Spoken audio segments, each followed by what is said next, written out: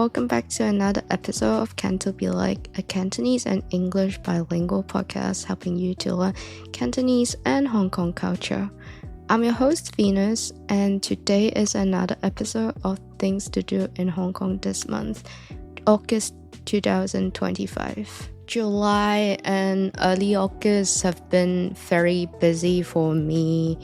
There was some situation at work which resulted in me being given more responsibilities, so I worked a lot, and a lot of the things I said I would go to, I actually didn't end up going. So I would really appreciate those of you who actually ended up going to share your experience with me in my Instagram DM or email me. I would really love to know. I really wanted to go to the book fair and the cabaret night at West K, and I didn't end up having the time to do so, which was such a shame. However, my friend did go to the anime conference. Is it what it's called? The ACG conference at HKEZE. She is a cosplayer, so she went 3 days, and it was such a good experience for her, and she saw so many people cosplaying as Hongjie, which I find hilarious and very trendy. I think I would have such a good time if I had gone with her to the ACG thing too.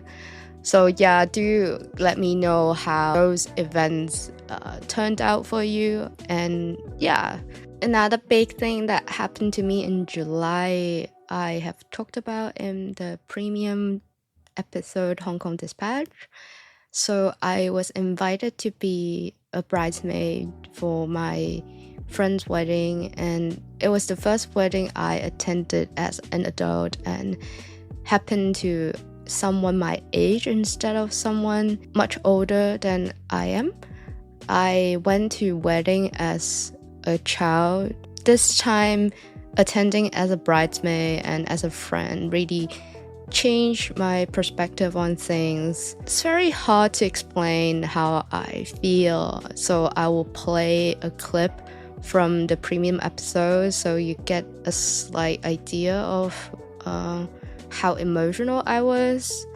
So I'm gonna play it now. 我感受到佢係由一個女仔變成一個女人或者一個嫁咗出去嘅女仔咁嘅一個轉變咯，即係佢唔再係一個未出國同我哋一樣未婚嘅女仔，我哋係幫佢着上呢套裙褂去送別佢人生嘅一個階段咯。跟住之後，我哋姊妹同佢祝福完佢，同佢着完褂之後呢，佢就同爹哋媽咪有一個我覺得可以叫做係送別儀式啦，或者一個 say goodbye 嘅 ceremony 啦。Alright, I hope it kind of explained how I felt in a more relatable way. And for those of you who want more content like these, you can find them in Hong Kong Dispatch for $6 a month. I update Hong Kong Dispatch every Thursday. Sometimes I do take a break like this week when I'm swamped by work. But you have access to my whole archive, which is gonna get bigger and bigger, and I do commit to at least publish a new episode every 2 weeks, if not every week. So that's something you can consider subscribing to, and I would be forever grateful if you do. Alright, enough self-promotion, I guess. I will get started on talking about things to do in Hong Kong in this month. Are you ready? Because I can't wait to get started. So for those of you that have been following Can to Be Like from the beginning or for a while, might know that I live in new territories and I actually only make like a bi-weekly excursion to Hong Kong Island for appointments, dates with friends, etc., etc. And this month, I went to Hong Kong Island. I had something to do on Hong Kong Island, so I took a day off, and my mom joined me. And we were going to go to Central Soho. I wanted French food, and bouillon in Soho is always my go-to because it's the only place I know. And I think it's nice. I do like it, but I do want to try something else. So I was searching on Google, and they were recommending a bunch of things at the Four Seasons Hotel, Grand Hyatt, etc., which are so out of my budget. But I stumbled across this gem in Kennedy Town, which is called Comptoir. It's on Forbes Street. So as soon as you arrive Kennedy Town Station, you go out. I think it was exit C. I do have to check on this, or you need to check the direction when you get to Kennedy Town. So either A or exit A or C. You go to Forbes Street and you take a left turn, and you see this very cute street.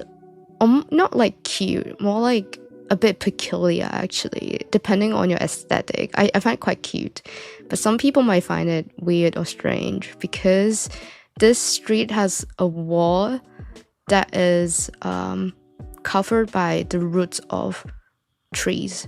Like those trees are called 榕树. I don't know the English because I think 榕树 are quite specific or particular to Asia, because I've never seen 榕树 in Europe, but I see it everywhere in Hong Kong. And the roots are all like on this wall, which is like so cool. And I saw so many tourists taking pictures of it. So you walk down this street about 200 meters and you will arrive at Comptoir, which is like a family bistro. But their lunch menu was it was funny to me because it's a French restaurant, but they were serving gazpacho as the appetizer, and then a lamb shank and some pasta or maybe gnocchi. It's very Italian, Spanish, and French, like European style French.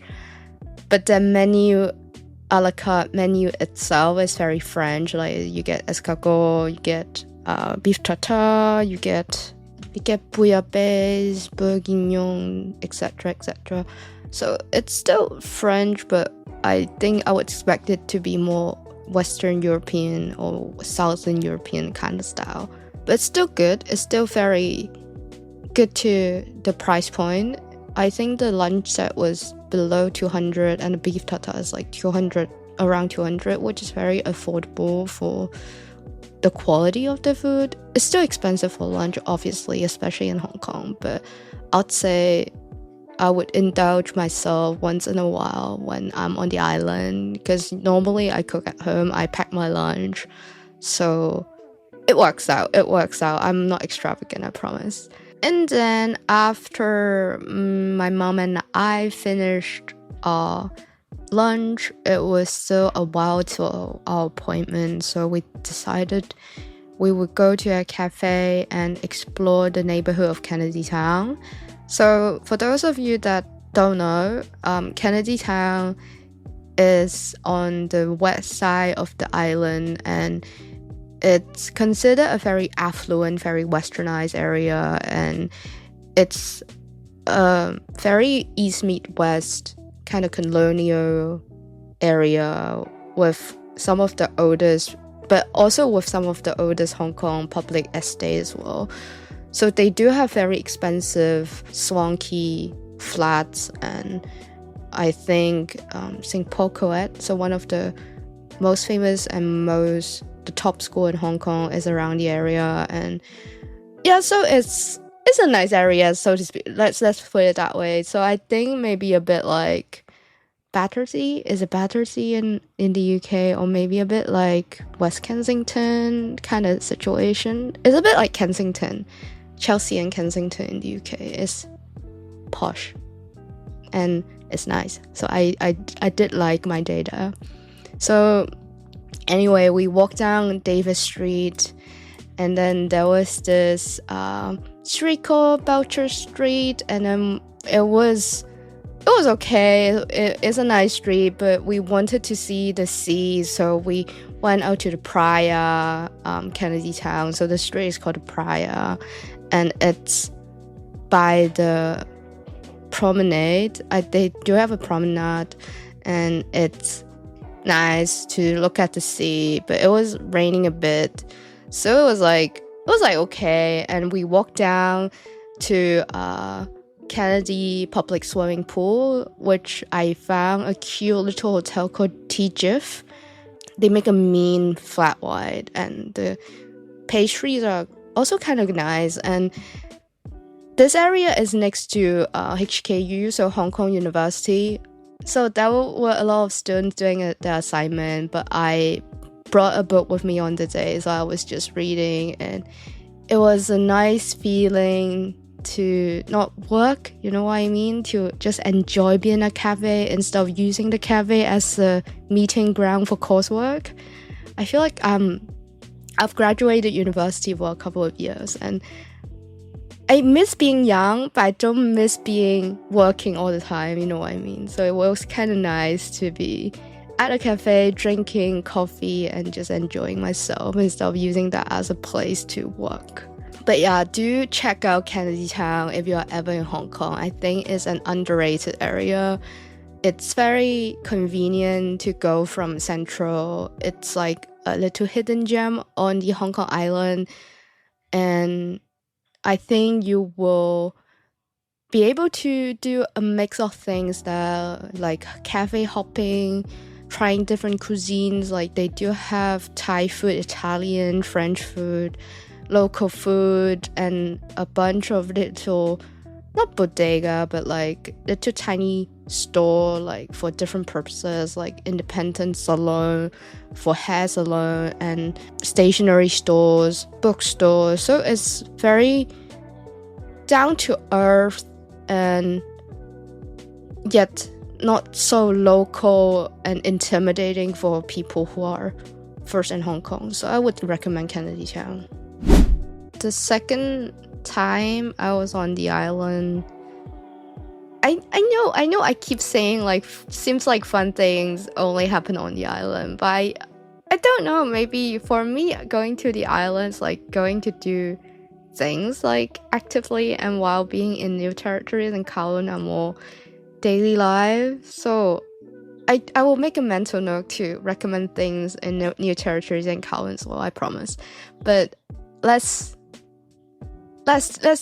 me tell you about this day on the Hong Kong island too. So yeah, my friend came back from Taiwan, so she studies in Taiwan, and she came back to Hong Kong for a bit to visit friends and family, including me and our friend circle. So we went to Admiralty for a little day out. We were going to do cafe hopping, as in Admiralty there are a hidden bunch of cafes, but it was black rain on the day.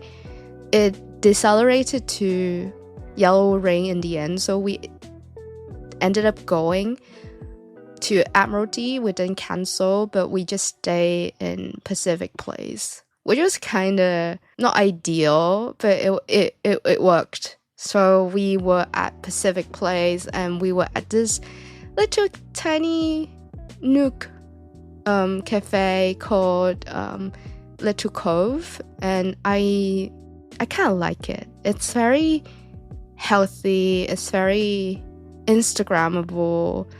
Matcha latte was nice. We had a good time there. We sat for 2 hours. They didn't kick us out, which is actually very common in Hong Kong. They do kick you out after like 1 hour and a half because the real estate is just very expensive in Hong Kong.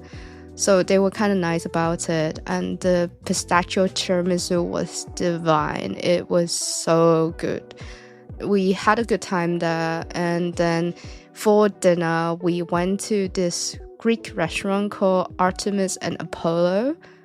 It is a fun experience to have Greek food in Hong Kong. I didn't have very high expectation because I know it's very niche, and Greek food and Cantonese food are very different. So I thought they would do reimagined style of Greek food to suit the local palate, but it's not far off from what I've tasted in the UK. I have not tasted Greek food in Greece or Cyprus, but I did have it in the UK, in the West. So I would say it's not far off. It's still, the tzatziki is very tangy, very creamy, very yogurty. And as the waiter recommended the three of us to have 2 dips to go with the pita, we chose eggplant dip, which is called, I'm trying to get this right, I'm trying to not butcher this. It is called matizano salata. So it's like a grilled eggplant paste, which is so good. Then the pita was warm and very, they make it from scratch and it's very fresh. And they recommended us to have the pie, but we were so full from lunch. We had it very late. We didn't go with any pies. Then we ordered a Greek salad, which was also very good. But the highlight was definitely the lemon capers glazed chicken. It was so good. We finished the whole thing in 10 minutes. It's just how good that was. And if you're new to Greek cuisine and don't know how to choose and pick, you can go for an omakase. So they have a chef menu, so it's $348, and they will just cook for you and feed you. They will just design the menu for you. The whole place is so European. You feel like you're not dining in Hong Kong anymore. It's a nice throwback to the continent where I spent my puberty at. So it was a nice feeling. It felt very homey, and I did like the idea of having a female chef. So their chef is called Thea, and after some googling of their website, I found out she was from around Beirut in Lebanon, and she loves cooking from a very young age, and she learned the skills from her mother and grandmother. And it's nice to have someone from the area, from the region, to cook for you. And I do like to support a female chef, as they are very underrepresented in the culinary industry, I would say. So I would recommend Artemis and Apollo to you if you ever want Greek food in Hong Kong. So I mentioned the day when I met my friends at Admiralty, it was raining very heavily. It was yellow rain. So Admiralty was actually a backup plan. We were to go to Mui Wo, which is an outlying island in Hong Kong. So you need to, I think it's near Llama Island, and you need to get a ferry at the Central Harbour to go there. So we didn't end up going, but the plan was to go to Mui Wo and go to this cafe called Hideout. So it's a farm plus cafe, and you can do a lot of activities there, like harvesting, making coffee from scratch. I think they have some coffee beans. They planted some coffee beans and they make their own coffee. So you have this coffee tasting, coffee making workshop as well. You have art jamming, and the whole place is very chill. You feel like you're in Bali, basically. At least that's the impression I'm getting from their Instagram. So it's meant to be a hideaway set in a beautiful landscape with a creative community combining style and sustainability. So it's like a vibe, a lifestyle. And yeah, the whole thing was just my kind of vibe. So that's why me and my friends wanted to go. We all have this like chillax, very natural, very naturey kind of undertone to us. So we do enjoy these kind of things, and I think it's a nice change of scene from the hustle and bustle of Hong Kong and grinding culture, etc., etc. It's a nice, like they say, a hideaway, a hideout. So when the sun is out, the waves are tranquil, I do recommend paying it a visit to recharge and decompress. So it's definitely on my list, and I will see if I can go in August or September again with my friends.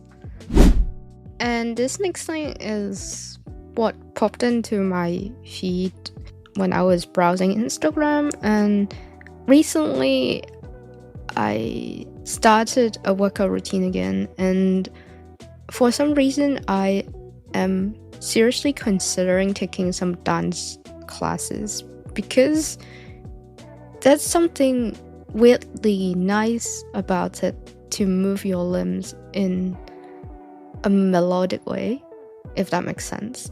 As in to be creative in your workout. I find myself drawn to yoga, bar, and Pilates, and like stuff that requires coordination and being at the moment, being very focused on the movement. And dancing seems like something I'm looking for. So maybe I manifested it to my Instagram, or Zuckerberg is listening to my conversation with my friends. I don't know which, maybe both. So the universe recommended this salsa class at French Club to me. So French Club is a local or maybe international art community in Hong Kong, where they host a lot of events and exhibitions for performative art or just visual art. It's in central Lower Albert Road, and they have salsa class right now. So salsa is very social, like you dance with different partners, you make friends, you have a drink, and it's very popular. And if I have time, as I do have a lot on my plate right now, I might go for one class to just check it out and see if I'll be interested, and maybe I will see you there. So I think, guys, that's a wrap for today. I didn't include anything too time sensitive. They are all things you can do in August or maybe later, but there are things I did recently or consider to do in the coming months. So I do hope they give you some idea of what you can be doing with your weekends if you are struggling with that. I do hope that these places and my description give some insight to people who are not in Hong Kong to realize the other possibilities than something very stereotypical to Hong Kong. And I try not to gatekeep. I try to share my experience as like a in-between two culture person, how in her 20s to live in the city. So yeah, I hope it's relatable. I hope it's relevant. And that's this month in Hong Kong from Canto Be Like. And thanks for listening. I will see you next time. Take care. Bye.